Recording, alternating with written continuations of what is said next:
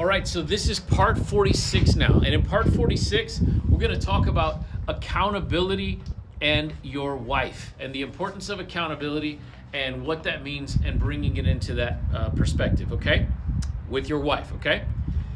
As we end this chapter and prepare to focus in part 4 on the first of our 3 defense perimeters, let's look at a couple of special issues. The first issue is accountability.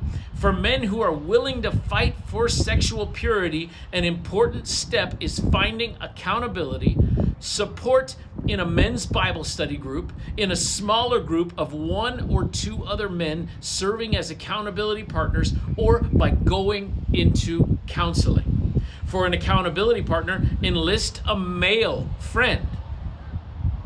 Okay, got me? A male friend, men. Men, a male friend, okay? Perhaps someone older and well-respected in the church to encourage you in the heat of battle. The men's ministry at your church can also help you find someone who can pray for you and ask you the tough questions. Never underestimate the power of prayer. Don't discount the power of prayer. What you end up doing is discounting 2 things. Number 1, your own relationship with God, and number 2, God's power. You actually discount and give no credibility and take away credibility from the deity of God. You take away his deity. You take away his power if you're saying, I can't, or prayer doesn't work in my case. Don't do that. Don't underestimate the power of prayer. Get someone to pray with you. Get someone to pray for you. Okay? Let's do that, all right? Someone who's going to ask you the tough questions. Hey, did you look at pornography today? Did you want to? Did you think about it? These are tough questions, right? If it's masturbation you're trying to get through, did you do it today? Did you do it today? How many times are you doing it? How often are you doing it? What does that look like for you? Ask yourself that question. Answer these questions honestly and understand that we gotta get past it. The reason we have to teach on it is because there are questions. We talked in a previous video. There's questions that come up. Questions like, well, how often is too often? Just because of the question being asked. That's why we know that likely it's too often, okay? So, here we go. Masturbation and, let's see. Sorry, I don't know if I got to the wrong page or turned the wrong thing. All right. I did lose my page. I apologize, everybody. All right. So, someone who's not afraid to ask you the tough questions. Here's how it might go. Let's say Nathan asks for an accountability partner. Ron, a longtime Christian with experience in this area, is asked to help out Nathan. Ron calls Nathan up to chat. Okay? Ron asks, how's it going, Nathan? Both of them know that this refers to masturbation. Nathan answers, I plead the 5th. Both of them knows what that means too. Uh-oh, talk to me. It's been happening every other day for the past 2 weeks. Are you reading the Bible? Ron asks. Yes.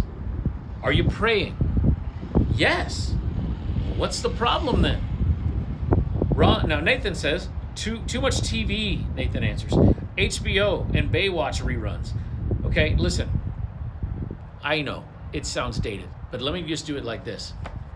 Online porn is now a huge, massive thing, okay? You're looking at it. Maybe it's just Facebook videos. Maybe it's TV. Maybe, it's things that you're streaming.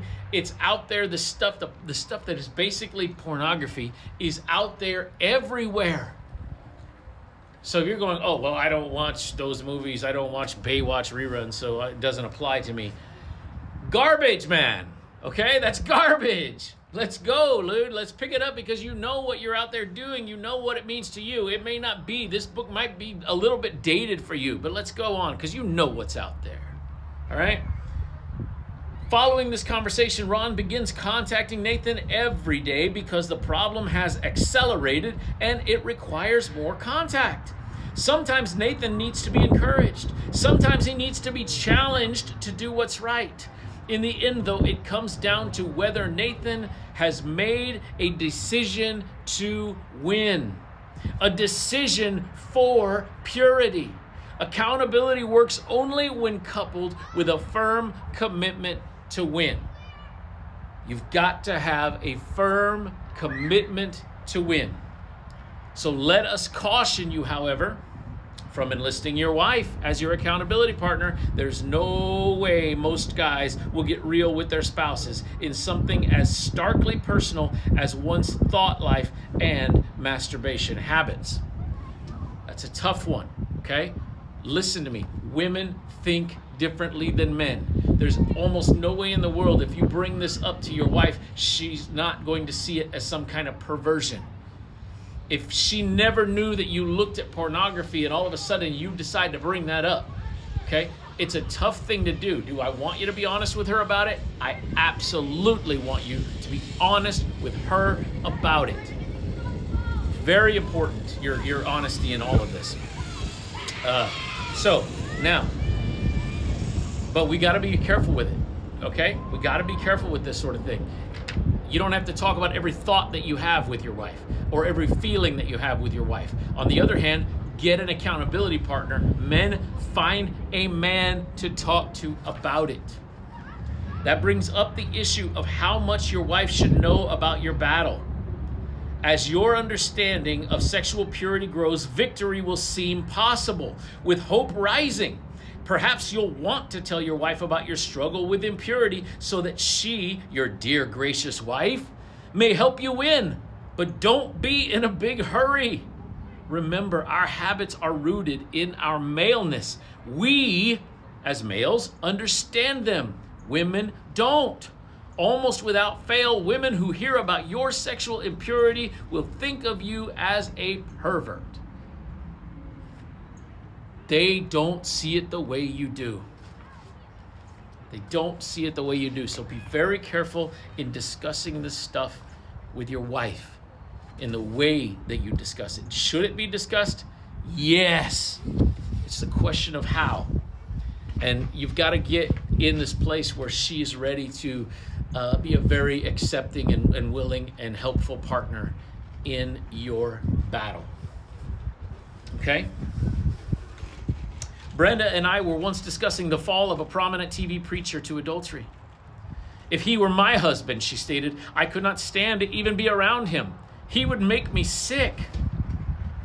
Whoa. All of a sudden, anybody who hears your wife say something like that, you're like, she only knew. I'm going to stop right there on this particular one, pick it back up because I want to talk real quick. You want to be loved unconditionally by your spouse. But you have done something here. You've drawn a line and made conditions on how that can happen. You've done that because there's certain things you don't want to tell her about yourself. I want you to love me unconditionally, but only under these conditions, which are, you can't know this about me. Because if she knows it, she'll never love me. She'll hate me. She'll never see me the same again. I want to tell you something. She doesn't even know that she does not have the ability yet to fully love you because she doesn't know how you need to be loved. You hear me? Once the truth comes out, all of a sudden the line disappears and your spouse is able to love you in ways that she's never been able to love you before.